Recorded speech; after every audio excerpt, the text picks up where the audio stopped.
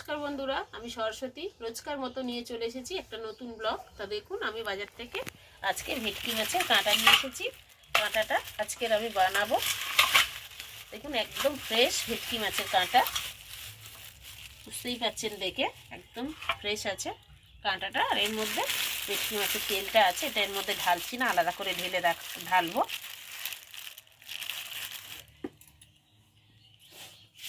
দুর্দান্ত টেস্ট হয়, খুব ভালো লাগে। তাই জন্য আজকের আমি এই কাঁটাটাই নিয়েছি। অনেকেই কিন্তু বাজার থেকে ভোলা ভেটকি, খোড়ে ভেটকির কাঁটা কেনে, এটা কিন্তু আমি একদম দেশি ভেটকির কাঁটাই নিয়ে এসেছি। দেখেই বুঝতে পারছেন মাছটা কত বড়, মাথাটা। আর এইদিকে দেখুন তেলটাও দেখুন একদম ফ্রেশ, তেলটাও নিয়ে নিয়েছি। আমি এই কাঁটা দিয়ে বানাবো ভেটকি মাছের কাঁটার কালিয়া।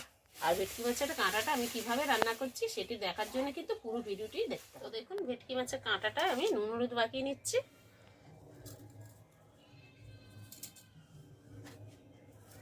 তেলটাতেও মাখিয়ে নিচ্ছি। তো দেখুন, প্রথমে আমি নুন দিয়ে দিয়েছিলাম, এবার আমি হলুদ দিয়ে দিচ্ছি।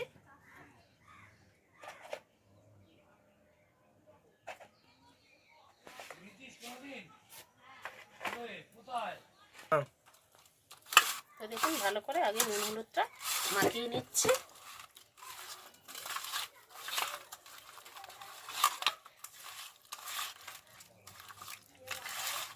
দেখুন, ভেটকি মাছের কাঁটাটার জন্য আমি কড়া একটা বসিয়ে নিয়েছি, গ্যাসটা জ্বালিয়ে আর তেল দিয়ে দিচ্ছি প্রথমে।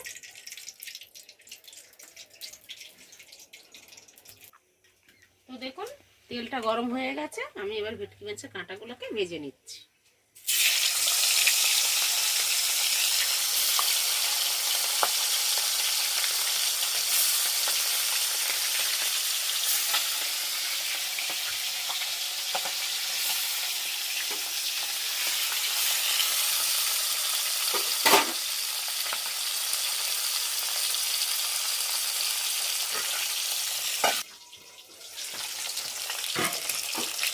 দেখুন, এক পাশটা হয়ে গেছে, আমি উল্টে দিচ্ছি।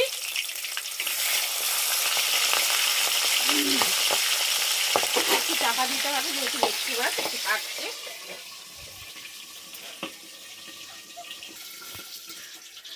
তো দেখুন, মাছটা আমি তুলে নিচ্ছি, কাঁটাটা ভাজা হয়ে গেছে।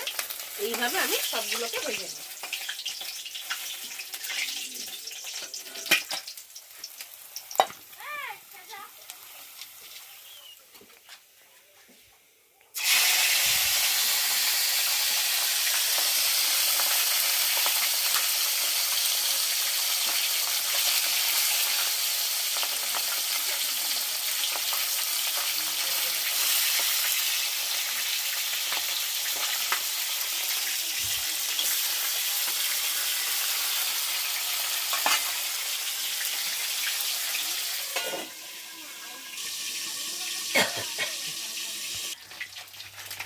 তো দেখুন, কাঁটাগুলো সমস্ত ভাজা হয়ে গেছে, আমার তুলে নিচ্ছি আমি।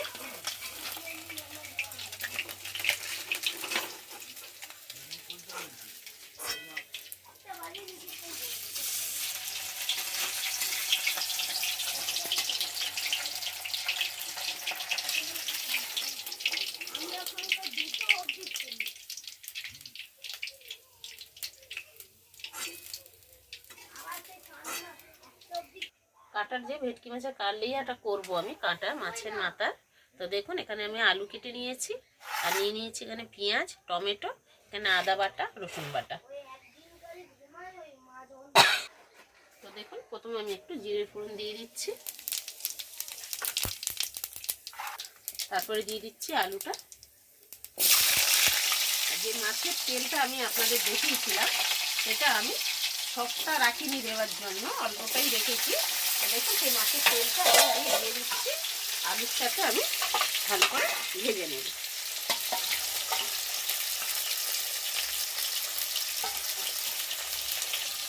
তো দেখুন, ভেটকি মাছের কাঁটা থেকে যে চর্বিটা ছিল, সেটা আমি আলুর সাথে ভেজে নেব।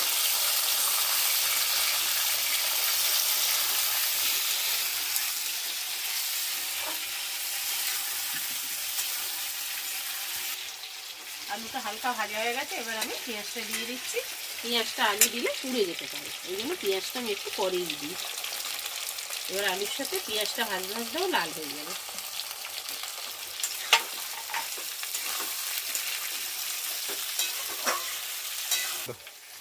দেখুন পেঁয়াজটা অনেকটাই ভাজা ভাজা হয়ে গেছে। এবার আমি দিয়ে দিচ্ছি আদা বাটা, দিয়ে দিচ্ছি রসুন বাটা,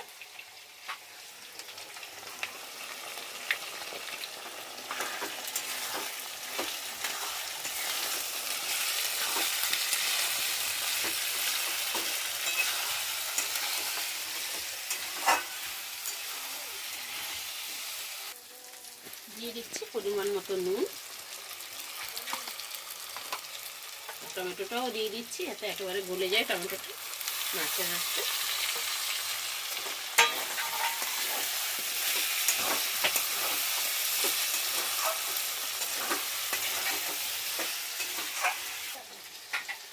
দিয়ে দিচ্ছি পরিমাণ মতো হলুদ গুঁড়ো।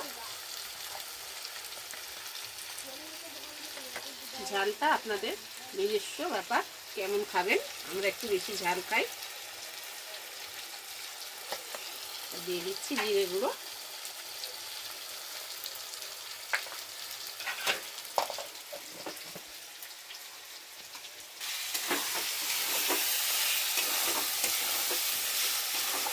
দেখুন কত সুন্দর একটা কালার হয়েছে। ভেটকি মাছের কাঁটার কালিয়াটা কিন্তু এইভাবেই আপনারা রান্না করবেন বাড়িতে, খুব ভালো হয়।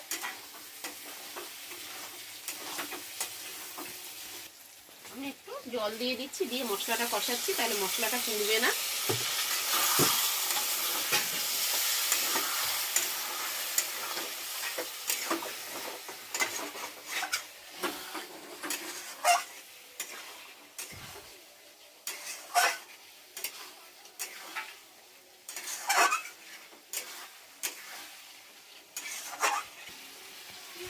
তো দেখুন আমি একটু জল দিয়ে দিয়েছিলাম মশলাটার মধ্যে। তো দেখুন মশলাটা ভাজা ভাজা হয়েই গেছে, তেলটাও ছাড়তে শুরু করেছে। আমি আর 2 মিনিটের একটু নাড়াচাড়া করে আমি জল দিয়ে দেবো। দারুণ একটা গন্ধ বেরিয়েছে।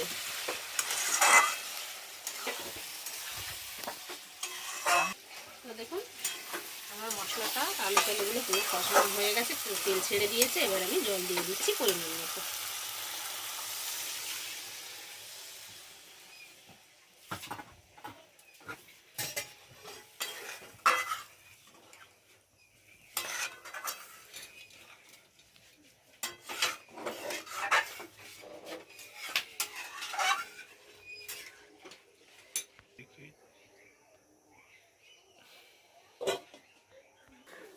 তো দেখুন তরকারিটা ফুটে গেছে। এবার আমি মাছের কাঁটাগুলো মধ্যে দিয়ে দেবো।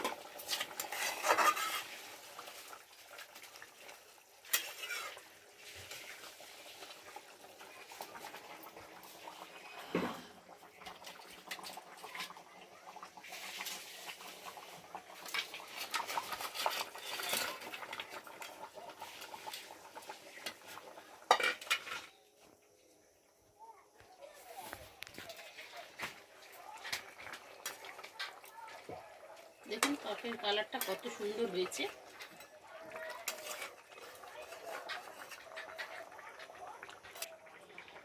ভেটকি মাছের কাঁটার কালিয়া এইভাবে বাড়িতে রান্না করবেন, বাড়ির লোকে খেয়ে খুব খুশি হবে।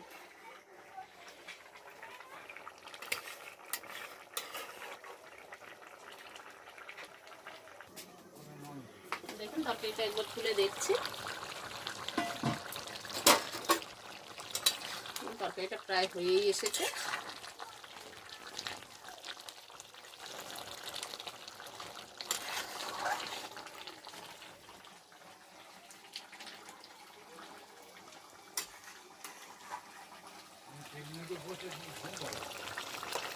আলুটাও সেদ্ধ হয়ে গেছে। দেখুন আমি এবার গুঁড়ো গরম মশলা দিয়ে নামিয়ে নেব।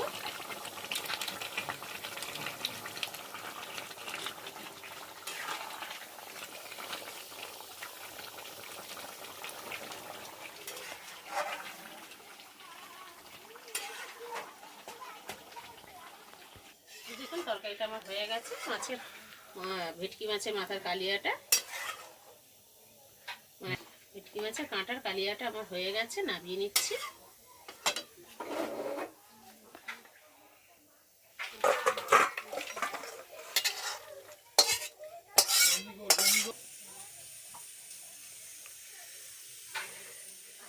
দেখুন ভেটকি মাছের কাঁটাটা আমাদের একদম হয়ে গেছে কালিয়াটা। এই রেসিপিটি আপনাদের কেমন লাগলো অবশ্যই কমেন্ট বক্সে জানাবেন, আর তার সাথে লাইক শেয়ার কমেন্ট করে নেবেন। আর আমার পাশে থাকতে আমার চ্যানেলটিতে অবশ্যই সাবস্ক্রাইব করে নেবেন, যাতে নতুন নতুন ভিডিওগুলি আপনাদের কাছে পৌঁছে দিতে পারি। আপনারা ভালো থাকবেন, সুস্থ থাকবেন।